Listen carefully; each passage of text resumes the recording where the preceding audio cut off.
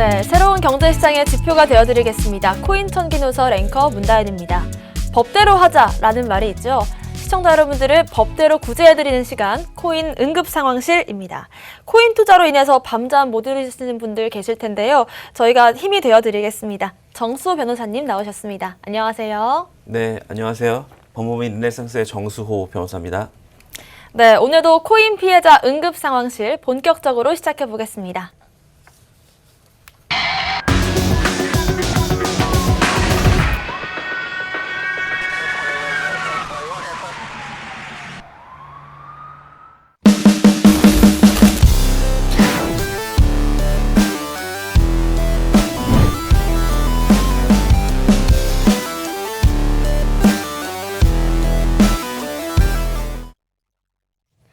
네, 변호사님, 저는 법대로 하자. 이 말이 진짜 무섭더라고요. 일단 법을 잘 알고 계신 입장에서 변호사님께 법대로 하라는 말은 좀 어떤 의미인지 궁금하거든요. 네. 네, 일반 분들께서 이제 법대로 하자라고 네. 하면 야 고소를 해라. 네. 고소를 하기 전까지는 내가 돈을 줄 수 없다. 이렇게 좀 무섭게 그쵸. 들리잖아요. 네. 근데 저희 변호사 입장에서는 법대로 하자는 사람만큼 이제 편안해지는 사람이 없거든요. 저희가 제일 좀 무서운 사람이 난 법 없이도 살 사람이다. 혹은 법은 모르겠고 어쨌든 되게만 해주세요 이렇게 말씀하시는 분들이 사실 제일 곤란하고, 저희 변호사 입장에서는 법대로 하자라고 하면 좀 신속하고 공평하게 좀 문제 해결될 수 있지 않을까 하는 가능성이 좀 커지게 만들어주는 그 단어 같은 것이고요. 네. 범죄 같은 경우에는 이제 신속하고 좀 효과가 있는 그런 구제책을 조금 처리하자.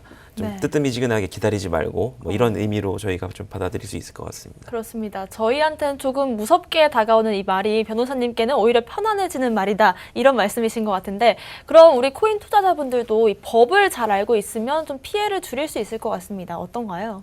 네, 저희가 상담을 해보고 저희가 네. 피해자분들도 이렇게 변호사로서 상담을 해드리고 뭐 가해자분들도 변호하는 경우가 많은데, 이제 확연하게 이제 약간 좀 문제가 되신 분들이, 가해자에 좀 처하신 분들이 법을 훨씬 더 열심히 공부하시는 것 같아요. 네. 본인 스스로도 열심히 공부를 하시고 저희 변호사랑도 같이 공부를 하시고, 그래서 이제 뭐 책임을 면하시거나 좀 가장 경한 이렇게 처벌을 부과받으시는 경우가 많은 것 같은데, 오히려 이제 피해를 받으신 분 같은 경우에는 조금 포기를 하시거나 이렇게 자포자기 하셔가지고 효과적으로 구제를 못 받으시는 경우가 많은 것 같아요. 그래서 네. 이 방송을 통해서 아직 피해를 안 입으신 분들에게는 예방 차원에서, 피해를 지금 보신 분들께는 신속한 어떤 구제 방법을 말씀드리는 어떤 그런 기회가 될 수 있으면 하는 그런 마음입니다. 그렇습니다. 매주 금요일마다 이 실제 피해 사례를 가지고 상담을 해주실 것 같습니다. 그런데 이제 시청자 여러분들께서 많이 기다리실 것 같은데 한 말씀 해주신다면 어떻게 해주실까요? 네. 네, 저도 지금 뭐 많은 책임감이 들고요. 이 방송을 통해서 많은 사례를 좀 제보를 해주시고, 저희가 지금 한정된 시간이 있지만 최선을 다해서 좀 효과적인 그런 방법을 말씀드릴 수 있도록 노력하겠습니다. 그렇습니다. 그런데 일반 피해자분들이 이제 변호사님과 1대1로 상담을 하려면 좀 비용적인 측면이 고민이실 것 같습니다. 그런데 뭐 비용을 좀 받으실 예정이신가요? 네. 제가 이제 저희 법인에서 네. 법률 상담을 하면 당연히는 아니지만 유료 상담을 진행을 하고 있고요. 네. 하지만 이 방송에서는 뭐 그럴 수는 없으니까요. 네. 무료로 진행해드리도록 하겠습니다. 그렇습니다. 코인 피해 응급 상황실에서 무료로 상담 진행해드리겠습니다. 사례 보내주실 방법 다양한데요. 한번 안내해드리겠습니다. 먼저 오픈 채팅방 이용하셔도 되고요. 저희 유료 문자 시스템도 있습니다. 유료 문자 서비스 샵 3989번 이용해주셔도 되고요. 아래 메일을 통한 접수 방법도 있습니다. 편하신 방법 선택하셔서 번호 남겨주시면 담당자가 연락을 드려서 상담 진행할 수 있도록 도와드리겠습니다. 자, 그러면 8월 27일 생방송으로 진행되고 있는 코인 피해 응급 상황실 본격적으로 첫 번째 사례 드려보겠습니다. 안녕하세요. 저는 얼마 전 오픈 채팅방을 통해 코인 마진 거래를 알게 됐습니다. 투자자들의 수입 내역과 출금 내역까지 확인해주는 후기를 보고 덜컥 가입하게 됐습니다. 300만 원으로 거래를 시작하고 2분쯤 됐을까? 4천만 원이 넘게 수익이 났습니다. 수익의 25%를 먼저 선입금해야 출금이 가능하다고 하더라고요. 원금을 먼저 출금해 줄 것을 요구했더니 거래소 규정상 부분 출금은 불가능하다며 전액 출금만 가능하다고 했습니다. 그래서 수수료 25%를 입금했는데 시스템에 오류가 났다고 재입금을 해야 출금이 가능하다는 식으로 몇 번의 재입금이 있었고 수수료로 입금한 금액만도 총 1,000만 원이 넘습니다. 시스템의 문제니 해결하는 대로 원금과 수익금, 또 오류로 인한 수수료 입금 부분까지 모두 해결해 주겠다고 기다리라고 했는데 기다리다 어느 날 사이트가 없어졌습니다. 그날부터 지금 제 인생은 올스톱이 됐습니다. 어떻게 해결할 수 있는 방법이 없을까요? 네, 첫 번째 피해 사례자분 얘기 들어봤습니다. 일단 처음 시작 부분이 좀 와닿았습니다. 300만 원을 투자를 했는데 2분 만에 4천만 원 수익을 보셨다고 합니다. 일단 이게 가능한 일인지부터 짚으면 좋을 것 같은데요. 네. 예, 2분 만에 4천만 원, 그 원금의 몇 배가 10배 넘는 넘는, 그런 수익을 얻었다는 것인데 그게 정말 가능하려면 일단 투자 대상인 그 상품의 가격이 굉장히 좀 출렁거리는 네. 그런 상황이 돼야 될 것이고 네. 그런 상황에서 그 오르고 내리는 걸 그때그때마다 잘 맞춰가지고 그 2분 동안 엄청나게 좀 훌륭한 그런 투자를 해야지만 가능한 상황인 것 같은데 물론 이런 뭐 여러 잘하시는 기법으로 분들도 하는 있죠. 업체들도 있어요. 네. 이제 파생상품 시장에서 뭐 컴퓨터라든지 뭐 이런 전문적인 기술을 사용해서 이익을 얻는 헤지펀드 같은 경우도 있지만 지금 이렇게 뭐 단체 채팅방에서 초대를 통해서 서비스를 해준다고 하는 정체불명의 업체야 이런 고도의 전문성이 있는 업체 서비스 해줄 수 있는 가능성이 거의 없다고 보셔야 될 것 같고요. 그래서 어떻게 이런 정체불명 업체들이 우리가 이렇게 높은 수익률을 드릴 수 있는 이유로 제시하고 있는 그 키워드가 우리는 마진 거래를 통해서 네. 이런 높은 수익률을 달성을 해드릴 수가 있다. 네. 이런 식으로 소비자 고객들을 속이고 있다. 이런 수법이 많이 있는 것 같습니다. 그렇습니다. 이럴 때 꼭 나오는 얘기 중에 하나가 마진 거래 얘기인 것 같습니다. 저도 얘기를 많이 들었거든요. 단기간에 좀 고수익을 보장해준다. 하지만 좀 그만큼 위험성도 클 것 같습니다. 실제로 어떤가요?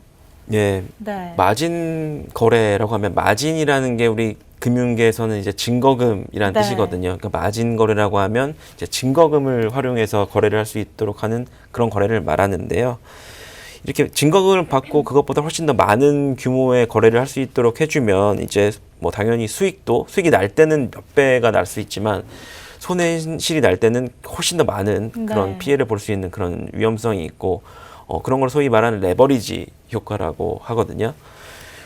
뭐 마진 거래라고 하면 아마 FX 마진 거래를 많이들 들어보셨을 거예요. 이제 FX라고 하면 Foreign Exchange라고 해서 이제 외국 환율 를 투자 대상으로 해서 이제 2개 이상의 국가의 이제 통화, 뭐 달러와 유로와 이런 것에 이제 투자를 하면서 양 국가 간의 이자율 차이에 따라서 이제 수익이 발생하는 그런 상품인데요.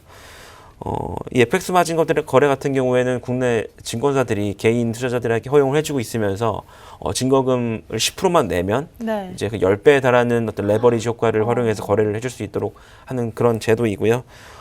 지금 이런 제도를 활용해서 우리가 거래를 하고 있으니 당신에게 아주 높은 수익률을 제공할 수 있다. 뭐 이런 식으로 속이는 경우도 아주 많이 있습니다. 그렇습니다. 근데 제가 들은 게 이제 증거금, 마진 거래를 하기 위해서는 좀 비용이 많이 필요하다라고 들었는데 그렇게 되면 이제 아무나 접근할 수가 없는 상황인 거잖아요. 그래서 또 생겨난 게 있다고 하는데 어떤 건가요? 예, 제가 아까 말씀을 드리려다 말았는데 좀 복잡한 내용이라서 이 FX 마진 거래 같은 경우에는 한 계약의 단위가 10만 단위고 예컨대 US 달러 상품을 샀다면 제가 한 계약만 체결을 하고 싶다 하더라도 10만 달러 그러니까 한 1억 원이 넘는 그런 계약을 체결을 해야 되는 것이고요. 그 증거금 10%만 내면 되기는 해도 그래도 한 1,000만 원 정도의 금액을 내야 하니까 일반인들이 뭐 한 계약만 체결하려면 일단 증거금만 10% 1,000만 원 내라고 하면 그쵸. 접근하기가 너무 어렵겠죠. 그래서 나온 상품이 일단 증거금은 우리가 대신 내줄 테니까 거래를 내고 대신에 그 거래에서 발생한 손익만 정산을 해서 당신에게 돌려주겠다. 그런 상품이 있는데 일반 입장에서는 증거금을 잠깐 빌리는 것 같은 뭐 주식 담보대출처럼 그런 효과가 있는 것이고 그럼 빌린다는 어떤 개념에 착안해서 FX 마진 거래가 아니라 FX 렌트 거래라고 불리고 있습니다. 그 명칭이 또 다르게 있네요.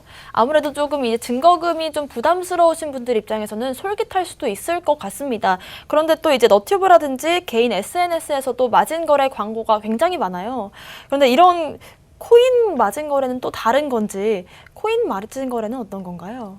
그 FX 마진 네. 거래는 이제 환율, 외국 환율에 투자하는 그런 상품이라면 코인 마진 거래는 그 투자 대상이 코인, 가상자산인 경우를 말한다고 할 수 있을 것 같은데 지금 FX 마진 거래랑 조금 다른 것은 FX 마진 거래는 2개 이상의 통화에 이제 투자를 하는 것이지만 코인 마진 거래는 어떤 코인의 결제일과 투자일과 결제일이 조금 다르게 만들어서 주식 같은 경우처럼 어떤 뭐 담보 대출 거래라고 하나요? 네. 그런 식의 거래처럼 할 수 있는 서비스를 만들어 놓은 건데요. 이게 지금 마진 거래가 제가 코인 가상자산 시장에 관심 가지기 시작한 한 4, 5년 전만 해도 많은 주요 거래소들도 이제 마진 거래를 서비스를 제공했었거든요. 네. 적게는 3배, 많게는 10배까지 제공하는 거래소도 있었는데 그게 2018년도에 이름을 말하기는 좀 어렵지만 C 거래소가에 대해서 이제 경찰이 이렇게 마진 거래를 허용할 수 있도록 하는 거는 도박장을 개설해준 그 죄가 네. 성립하고 또 이거는 불법 대부업법 위반죄가 성립한다 이제 해서 네. 수사를 개시한 이래로 주요 거래소들은 이런 서비스를 싹 다 없애버렸고요. 네. 그래서 이제 아주 작은 거래소들이나 아니면 일부 업체들만 남아서 이런 서비스를 하고 있다고 지금 하고 있는 그런 상태입니다. 네. 그럼 이렇게 코인 마진 거래는 다 불법이다 이렇게 봐도 될까요? 네.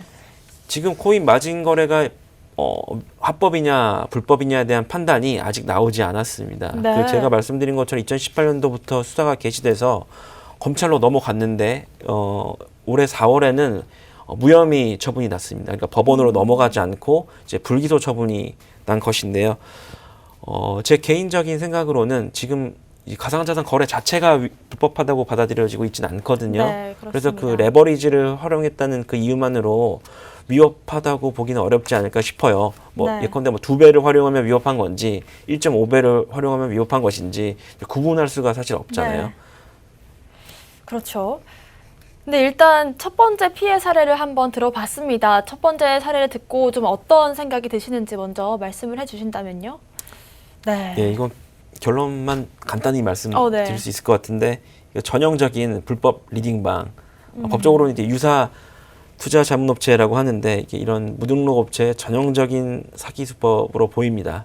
네. 이게 지금 금융당국이 작년부터 올해까지 대대적으로 전수조사를 해서 수백여 업체를 적발을 하고 심각한 업체들 수십여 업체들에 대해서는 지금 수사당국에 이제 통보를 한 상황인데요. 네. 이런 사기가 계속 일어나고 있고 심지어는 변호사인 저한테도 하루에 한두 통씩 아 정말요? 투자하세요 이런 네. 채팅방이 오고 이거 앵커님도 받으셨을 수도 있는데 저도 봤죠. 네. 많은 사람들이 이렇게 유인하는 이런 문자를 많이 받고 있어서 근절이 지금 안 되고 있는 그런 상황입니다. 그렇습니다. 지금 이 첫 번째 사례는 전형적인 불법 리딩방 사건이다라고 보시는데 이렇게 소위 말하는 리딩방을 운영을 할 때 좀 현혹시키는 방법들이 있다고 하시는데 어떤 게 있을까요? 이게 사실 네. 얼핏 생각해 보면 누가 저런 사기에 당할까라고 네. 생각할 수 있는데 이런 것에 만약에 초대돼서 들어가 보면 어떤 대형 우리 업체 같은 경우에는 대형 이름도 잘 알려진 해외 거래소랑 계약을 체결하고 이런 서비스를 하고 있습니다라고 표방하든지 계약서 같은 거를 조금 조작해서 올린다든지 네. 그리고 아니면 많이들 보셨을 거예요. 연예인이 어떤 편말에다가 맞아요. 땡땡땡 팀장님 감사합니다 이렇게 네. 적어놓고 이렇게 이런 사진을 찍어서 올린다든지 아니면 현금 다발을 이렇게 들고 있는 이런 사진을 찍어서 네. 올린다든지 아니면 그 좋은 채팅방에서 수익 실현해줘서 고마워요 이런 글이 계속 올라오듯이 네. 이렇게 모르는 사람들이 계속 보고 있으면 정말 수익이 나는가 보다 이렇게 오인할 수 있도록 계속 사람을 기망을 하고 조금 믿게 만드는 이런 신뢰를 계속 만들어주는 이런 시도를 하고 있어서 계속 이렇게 피해 당하시는 분들이 없어지지 않는 그런 것 같아요. 그렇습니다. 그러면 지금 사례를 좀 보시면서 이 부분은 좀 사기다라고 찝어주실 만한 부분이 있을까요? 제가 네. 지금 말씀드렸던 것처럼 사기가 되려면 피해자분이 믿으셔야 되거든요. 네.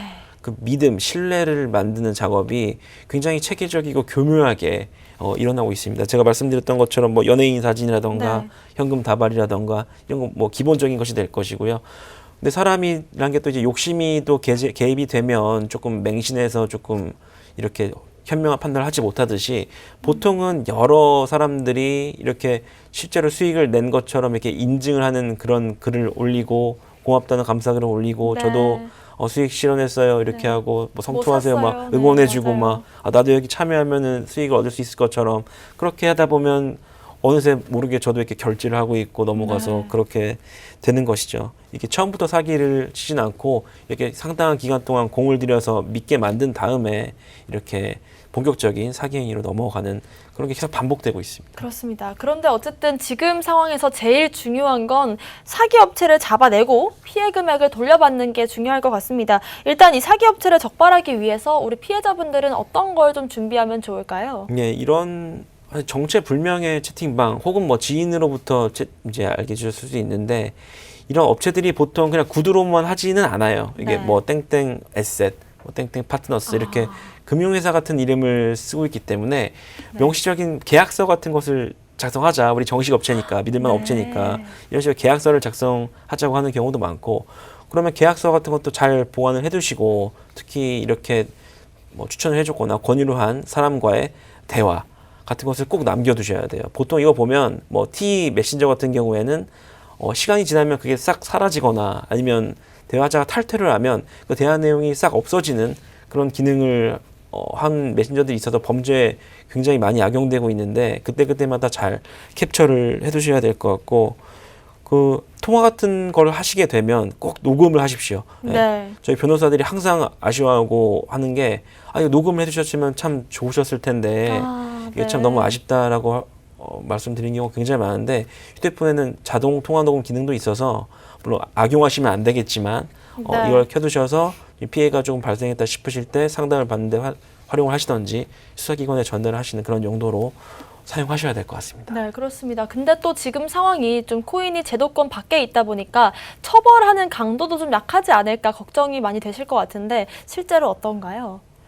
네, 가상자산 관련된 일이어서 아직 법제도가 미비해서 우리는 처벌받지 않는다 뭐 이런 식으로 가해자들이 말하는 경우도 네. 있을 수 있는데 전혀 그렇지 않습니다.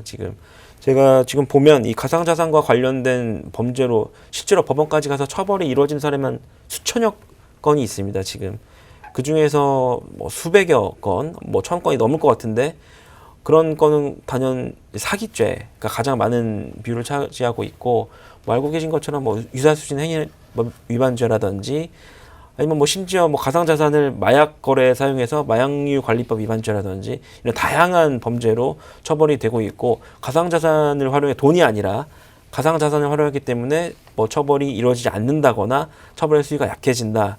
이런 건 전혀 아니고요. 특히 이 사건에서 문제가 되고 있는 것처럼 사기죄 같은 경우에는 사기 피해를 입게 만든 가져간 재산상 이익의 규모로 형량이 조금 결정이 되는데 이 재산상 이익 같은 경우에는 돈이든 가상자산이든 상관이 없으니까요. 그런 거 걱정하실 필요가 없을 것 같습니다. 네, 그렇습니다. 지금 사례자분의 경우 같은 경우에는 처음에 300만 원을 초기 투자했고 1000만 원 정도를 이제 수수료로 입금을 하면서 총 1300만 원의 피해를 보셨습니다. 이 피해 금액을 좀 보상받을 수 있는 방법은 없을까요?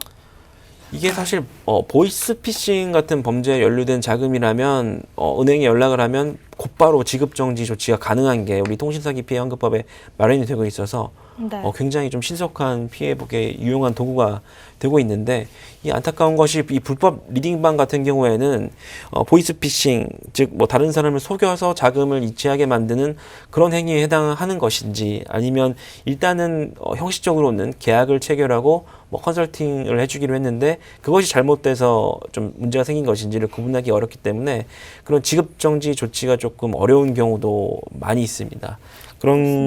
뭐 그렇다 하더라도 포기해서는 안 될 것이고요. 계좌를 압류하거나 지급 명령을 신청한다든지 소를 제기한다든지 형사 고소를 통해서 증거를 확보한다든지 뭐 이런 신속한 조치가 변호사 등 전문가들과 함께 이루어져야 될 것 같습니다.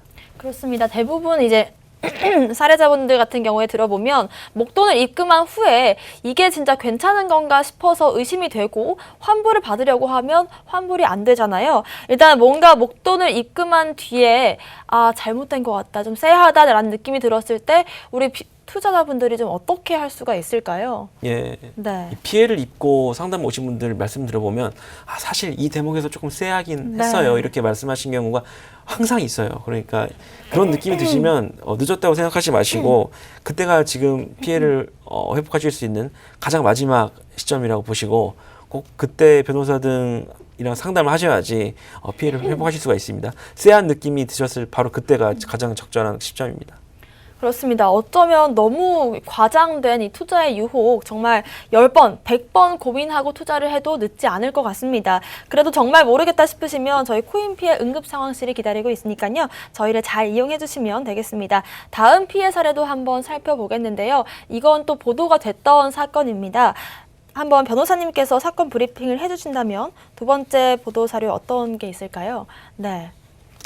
네, 이 현재- 사례는 네. 지금 언론을 통해서도 보도가 됐는데요. 지금 2017년도에 학원장 A씨가 그 수강 학생이었던 B군이 비트코인 투자를 아주 잘해서 수익을 많이 얻었다. 이런 네. 얘기를 듣고 지금 그때 학원 운영이 너무 어려웠었는지 이제 뭐 미성년 학생이긴 했지만 내가 지금 2천만 원을 좀 너한테 맡길 테니까 네. 이익이 나든 손실이 나든 내가 책임을 묻지 않으마. 좀 열심히 해서 나한테 좀 수익을 얻어달라. 이렇게 부탁을 해서 실제로 10대인 B군이 투자를 했다고 해요. 근데 그 당시에 비트코인 가격이 굉장히 폭락을 했었거든요. 네. 그래서 손실이 이렇게 발생했었다고 합니다. 아이고, 손실이 학원장, 네. 네. 손실이 발생하니까 이제 태도가 돌변해서 이제 찾아가서 욕도 하고 협박도 하고 머리 난리를 친 이런 사건인 것 같습니다. 그렇습니다.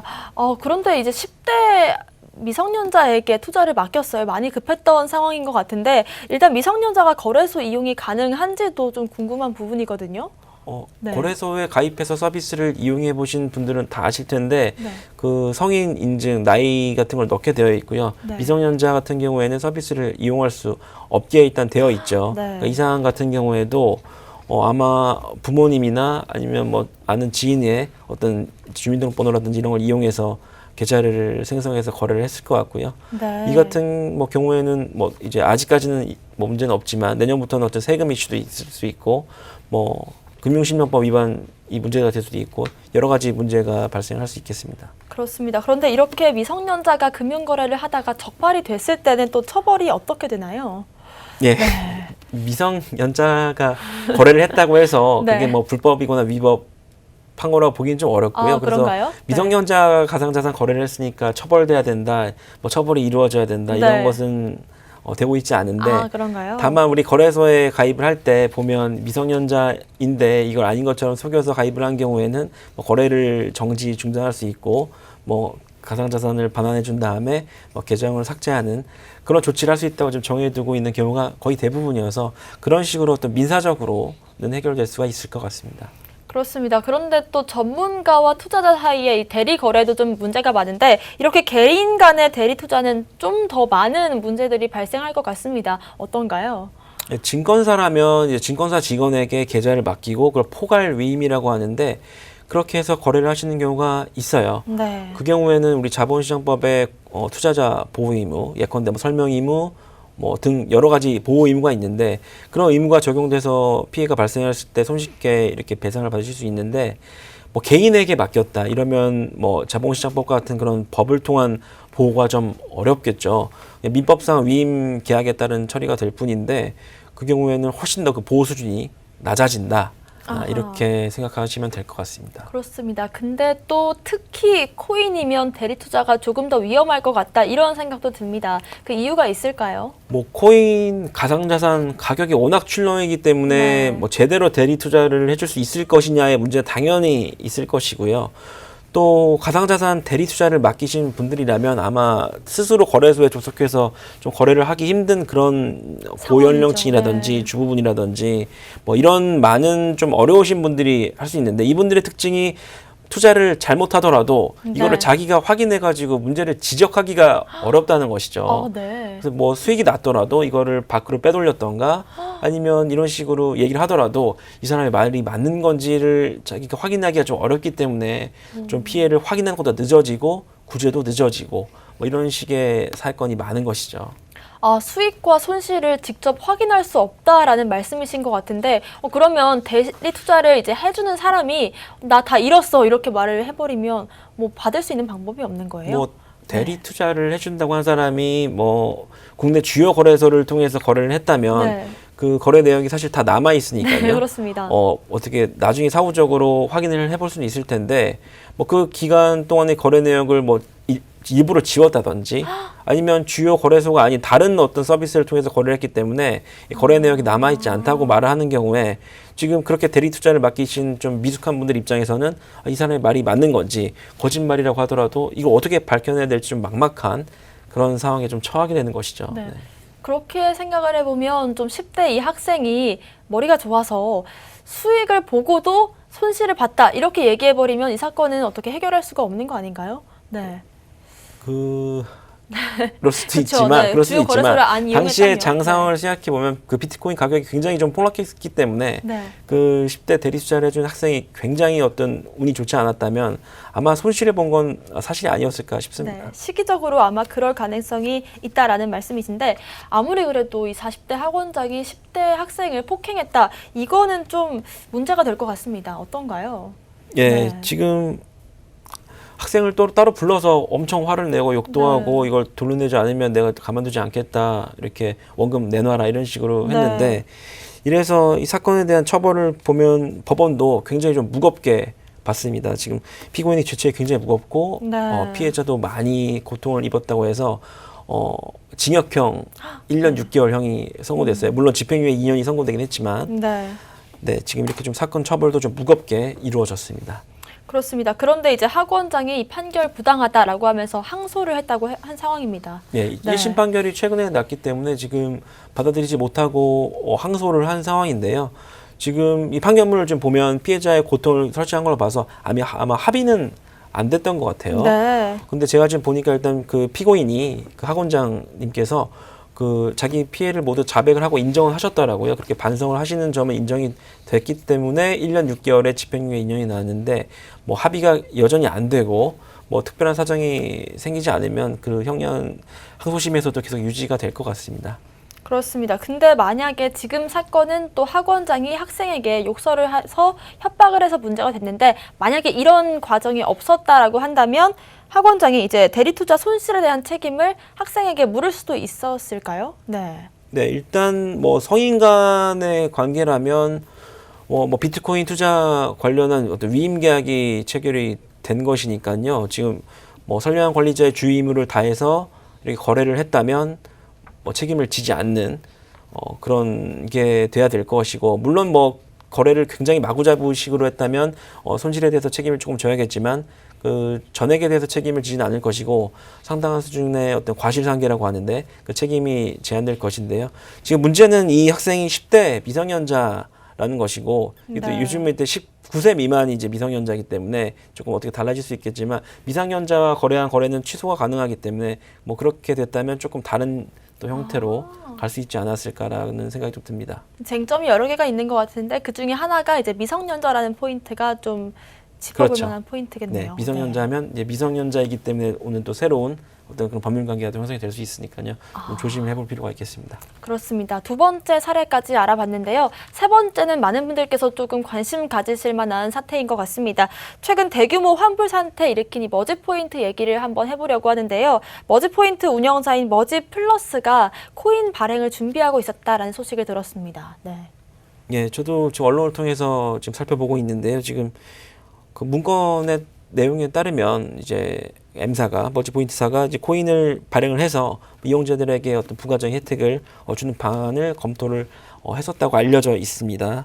구체적으로는 뭐 구독을 추천해주는 경우라든지 결제 트랜잭션이 생길 경우에 이거 연결돼서 가상 코인이 이제 채굴이 되는 어떤 그런 사업 방식을 추구하려고 했던 것 같은데요. 지금 뭐 일각에서는 좀 머지 포인트로 추가 발행이 어려울 경우에 그런 어떤 자금을 조금 조달하기 위한 그런 용도로 활용하기 위한 것이 아니었겠는가 하는 어떤 의혹이 있는 것 같습니다.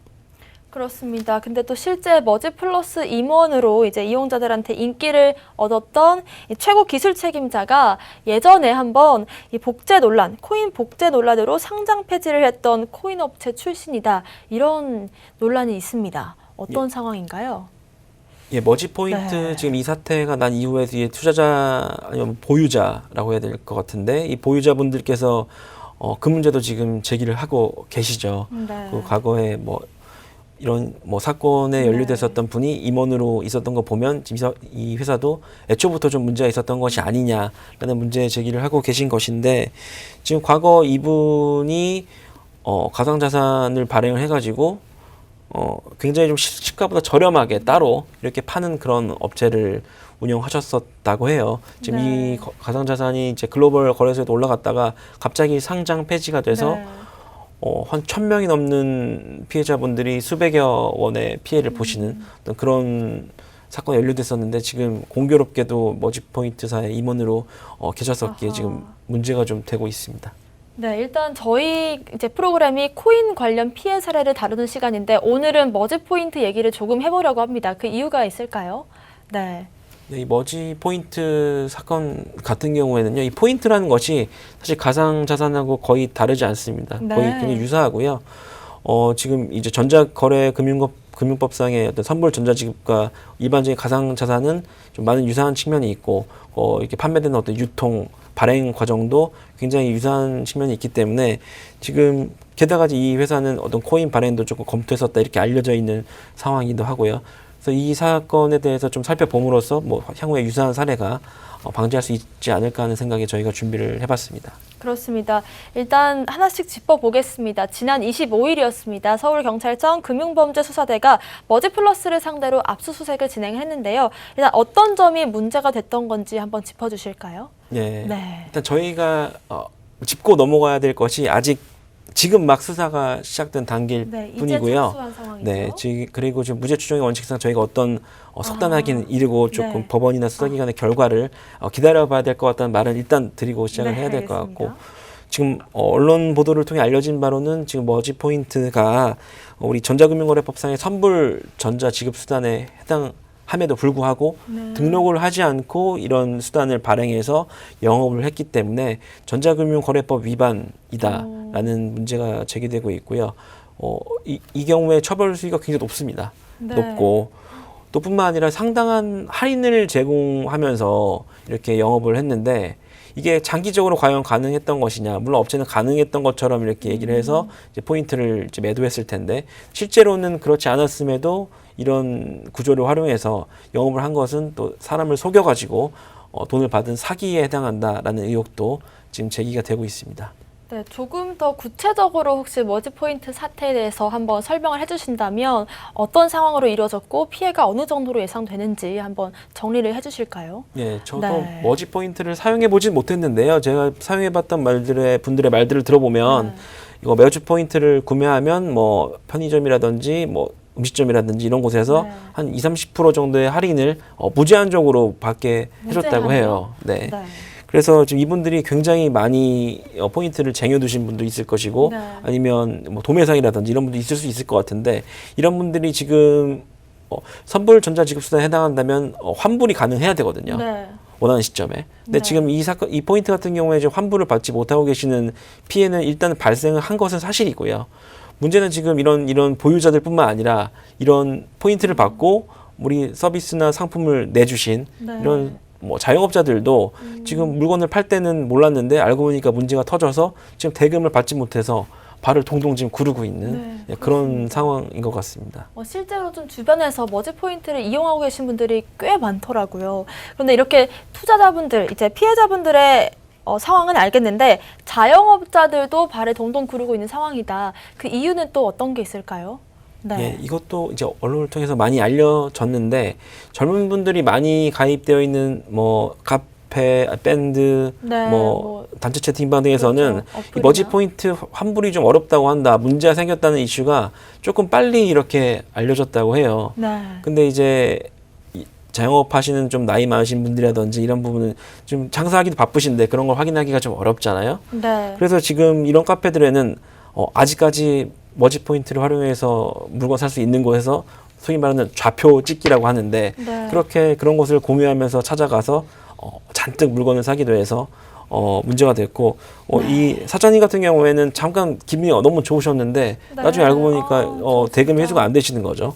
그래서 네. 지금 너무 큰 고통을 받고 있다고 알려져 있습니다. 네, 저도 그런 기사들과 뉴스를 보면서 머지포인트 사용이 중단됐다라는 소식이 이제 젊은 사용자들 층에서는 빠르게 퍼져나갔는데 그게 이제 자영업자분들은 아무래도 좀 소식이 느리다 보니까 그 소식을 뒤늦게 들으신 것 같아요. 그래서 이제 돈가스집 같은 데서도 대량으로 막 20, 30개씩 냉동 돈가스를 가져가셔서 사장님은 굉장히 기분이 좋으셨는데 알고 보니 이런 사태가 있었다라는 뉴스를 보고 참 안타깝기도 했고 반대로 또 이제 자영업자분들께 전화를 걸어서 요즘 이런 사태가 있다라는 거를 미리 알려주신 분들도 있다라고 하고 참 여러 가지로 좀 마음이 복잡한 상황입니다. 일단 거래 정지일 직전까지도 각종 사이트에서 높은 할인율로 대량의 판매를 진행했다고 합니다. 회사 내부에서는 이미 좀 거래가 정지될 걸 알지 않았나 싶은 마음이긴 한데 어땠을까요? 네. 예, 회사로서는 이제 회사의 뭐 매출 상황이라던가 판매 동향 이런 것을 계속 트래킹 해 왔을 테니까요. 네. 완전히 이거를 몰랐다거나 예측하기 어려웠다 이렇게 말하기는 조금 어려울 것 같아요. 제가 뭐 속단하기는 어렵지만요. 하지만 뭐 아까 제가 말씀드린 것처럼 아직 수사가 진행 중인 사안이어서 저희가 어떻게 속단하지 말고 좀 그 결과를 지켜봐야 될 것 같습니다. 그렇습니다. 아무래도 근데 이제 머지포인트 여파가 가상자산 거래소들의 이 사업자 신고에도 영향을 미치지 않을까. 실제로 이 머지포인트 불똥이 튀었다 이런 표현들을 저희가 쓰고 있기도 하거든요. 실제로 이 머지포인트와 제휴를 맺었던 이 금융사들에게도 좀 책임을 전가하는 이런 내용들이 나오고 있는 것 같은데 어떤 상황일까요? 예, 최근에 네. 모사가 자기네들은 머지포인트 관련된 뭐 금액을 전부 다 환불을 해주겠다 이렇게 말하기 위해서 뭐 좋은 평가를 받기도 하고 알고 보면 그게 30일 중에 하루치밖에 해당하는 것이어서 네. 눈 가리고 앙환이냐 이런 얘기도 있었는데 이 전자금융 거래업자 같은 경우에는 우리 법상에 굉장히 많은 수십억 원 수준의 자본금을 갖춰놔야 되고 이런 피해를 대비해서 만약에 이렇게 사건 사고가 났을 때 처리해야 되는 어떤 조치 매뉴얼이라든지 폐업이 되면 이렇게 준수해야 되는 이런 절차 같은 것이 법에 마련이 되어 있는데 우리 가상자산거래소 같은 경우에는 특정금융정보법에도 그런 내용이 없고 달리 그렇게 적용돼야 될 내용이 없어서 진짜 혹시 폐업이 되면 어떻게 해야 되나가 네. 전혀 지금 정해져 있지 않은 그런 사안이에요. 근데 지금 공교롭게 다음 달에 이제 우리 가상자산 사업자 신고가 네, 이제 24일이죠. 마감일이 네. 있는데 신고가 되지 않으면 이제 폐업을 면할 수 없는 업체들이 수십여 업체들이 나올 것 같은데 지금 그래서 어떻게 해야 되는지에 대해서 지금 금융당국이 법은 없지만 거래소 너희들이 이제 주체가 돼서 조금 이렇게 사건 사고가 터졌을 때 방안을 좀 마련해 놓고 나한테 네. 보고를 해라 이렇게 주문을 한 것이고요. 업체들 입장에서는 지금 신고하는 업무도 바쁜데 바쁜 지금 상황인데. 신고가 안 받아졌을 때를 대비해서 지금 폐업 프로세스를 제출하라는 네. 것이냐라고 해서 이게 말이 되느냐 하는 불만의 목소리도 많습니다. 그렇습니다. 안 그래도 지금 사업자 신고를 위해서 분주한 모습인데 만약에 이제 뭐 사업 정지, 운영 정지가 됐을 때 피해자들을 구제 어떻게 할 것이냐라는 대책을 미리 좀 내놔라 하는 게 일이 더블이 됐어요, 지금 상황이. 그런데 만약에 이 사태가 조금 더 늦게 알려져서 코인 발행까지 됐다라고 된다면 어떻게 상황이 됐을까요? 네. 일단 코인을 발행했다면 머지포인트 자체가 좀 서비스 자체로는 굉장히 많은 제휴사들을 가지고 있었고 네. 서비스 자체로는 호평을 받고 있었던 것 같아요. 당연히 이제 할인을 제공하니까요. 그래서 코인을 발행했다면 많은 자금이 유입이 됐을 것 같습니다. 일단 네. 이제 그 유입된 자금을 가지고 지금 기존에 조금 지속 가능하기 어려웠던 서비스를 좀 개선을 하고 조금 더 수익성 있는 아이템을 발굴했다면 성공을 했을 수도 있을 것이고요.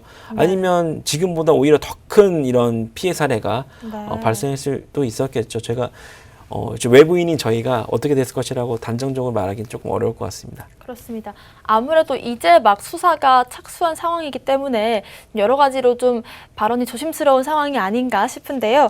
이제 막 피해 상황들이 알려지고 있습니다. 아직 금융당국에서도 피해 그 규모를 가늠하기가 어렵다라고 밝혔는데 이럴 때들은 좀 피해자들은 어떤 식으로 대책을 마련하고 있으면 좋을까요? 네. 네, 지금 피해자분들의 대처하고 계시는 것을 보면 이미 뭐 금융당국이나 소비자원에 많이들 민원을 제기하신 경우도 있고 네. 아니면 지금 뭐 피해자 카페라든지 밴드 같은 경우에서 우리는 지금 우리한테 맡겨주시면 100% 승소 내지 이제 피해 보전을 장담합니다라는 어떤 이런 광고를 하면서 이제 대규모 고소인단을 모집하고 계시는 경우도 제가 많이 봤습니다. 네. 근데 일단 우리 형사 고소 절차 같은 경우에는 유죄 판결이 나야 네. 뭔가 피해 회복이 가능한 것이니까 그 유죄 판결이 확정될 때까지는 굉장히 오랜 시간이 걸립니다. 1심, 네. 2심, 대법원까지 가면 한 3년, 4년 이렇게 걸리는 경우도 허다하고요. 그렇기 때문에 물론 배상명령 제도가 인정되는 경우도 있긴 하지만 민사적인 절차를 통해서 받아야 될 피해 보전이 형사적인 절차를 통해서 회복이 안 되는 경우도 상당히 있고요. 그래서 제 생각에는 이제 피해 규모가 좀 크지 않은 분들이라면 네. 금융당국의 조사나 수사당국의 어떤 결과를 나올 때까지 좀 기다려 보시는 게 좋지 않을까. 예컨대 지금 작년에 있었던 상당한 규모의 펀드 이런 문제 같은 네. 경우에서도 금융당국이 나서서 이렇게 조정안을 마련해줘서 이런 식으로 좀 소송을 가지 않더라도 100% 환급을 받을 수 있는 이런 기회가 마련되기도 했으니까요. 다만 지금 피해 규모가 수천만 원이다, 수억 원이다 이렇게 큰 분들은 조금 달리 생각을 하셔야 될 것 같은데요.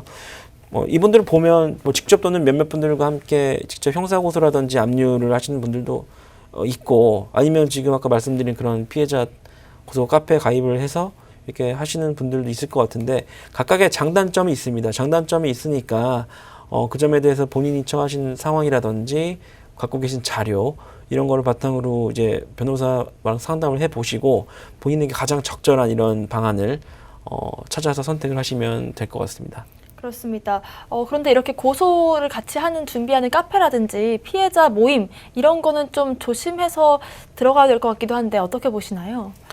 네. 예, 이걸 2차 보면 가해로 이어질까 봐요. 네. 2차 가해로 이어지는 경우도 많죠. 이렇게 제가 보면 이게 피해자분들이 많이 모여 있는 카페가 있어요. 지금 예컨대 네이버에 모카페도 있고 네. 굉장히 좀 많은데 그 카페 안에서도 이미 좀 굉장히 좀 정신적으로 힘드시고 네. 좀 자기가 입으신 손해를 회복하고자 모이신 분들이 많기 때문에 이런 유형을 보면 저는 이런 방법으로 손해를 회복했어요라고 올려가지고 도움이 필요하신 분 쪽지 주세요 이렇게 네. 해서 쪽지를 받으면 잘못된 투자를 다시 이제 권유를 한다든지 이런 식으로 해서 제 2차 피해를 발생시키는 경우를 많이 봤고 지금 일반적인 그냥 정상적인 투자 카페 이제 소송을 준비하는 카페 같은 경우에도 이게 수임으로 유치가 돼야지 이제 소송 주체 네. 입장에서는 이제 도움이 될 테니까 우리한테 맡기면 100% 수익을 네. 돌려받을 수 있다라든지 수소 가능성을 조금 과장해서 이렇게 말씀드릴 그런 거 수밖에 없는 것 조심해야겠죠. 같아요. 그런 그렇습니다. 경우에는. 네. 근데 지금 사실 멘탈이 좀 안 좋으신 분들은 그거를 좀 제대로 판단하기가 좀 네. 어려우실 것 같아서 그런 상황이신 것 네. 같습니다. 네, 일단 저희 코인 피해 응급 상황실에서는요, 코인 피해 사례들 위주로 지금 상담을 해드리고 있는데요. 이렇게 사회 전반에 걸친 큰 사건들도 상담을 해드리겠습니다. 일단 오늘 피해 사례 상담 한번 진행해 주셨는데 어떠셨나요? 예, 제가 피해 입으신 사례도 직접 분석을 네. 해보고 또 이번에 분석을 하면서 지금 우리 주변에서 어떤 피해가 일어나고 있는지에 대해서 좀 살펴보니까 정말 많은 피해가 일어나고 있고 정말 까딱하면 피해를 입을 수 있는 그런 상황인 것 같아서 정말 많은 좀 책임감이 들었습니다. 앞으로 네. 우리 코너에서도 많은 적시성 있는 사례를 알려드려서 이런 피해를 입으시지 않도록 최선을 다하도록 하겠습니다. 그렇습니다. 매주 금요일 코인 피해자분들의 얘기를 듣고 피해 예방, 구제를 위한 상담 진행해 드리겠습니다. 오픈 채팅방 들어오셔도 되고요. 유료 문자 서비스도 있습니다. 유료 문자 샵 3989번으로 이용해 주시고요. 사연 주실 때 번호 남겨주시면 저희가 연락드려서 상담 진행할 수 있도록 도와드리겠습니다. 마지막으로 지금 방송 보시면서 도움 받아볼까 고민하시는 분들 계실 것 같은데 한마디만 해주시죠. 네. 예, 피해자분들하고 상담해보면 많이 드는 생각이 너무 자포자기하고 계신 경우가 많아요. 네. 어차피 지금 내가 어떻게 알아보니까 이거 피해 회복하기 어렵다는데 이거 다 끝난 거 아닌가요? 이렇게 오셔가지고 막 우시고 하시면서도 조금만 더 일찍 힘을 내셨으면 이게 피해 회복이 분명히 가능했는데 네, 그렇습니다. 너무 안타까운 경우가 많습니다. 자포자기하고 계시지 마시고요. 네. 지금 본인 분들 스스로를 위해서 그리고 아니면 같은 피해를 고통을 받으실 수 있는 다른 네. 분들을 위해서라도 많은 사례 제복해 주시기 바랍니다. 그렇습니다. 오늘 좋은 정보 그리고 도움 주신 정수호 변호사님 감사합니다. 네, 고맙습니다. 네, 오늘 저희가 준비한 소식은 여기까지입니다. 또 본 방송에서 제공하는 정보는 투자 판단의 참고 자료일 뿐입니다. 특정 자산 가치의 상승과 하락을 보장하지 않는다는 점 유의하시길 바라겠습니다. 시청해주신 여러분 고맙습니다.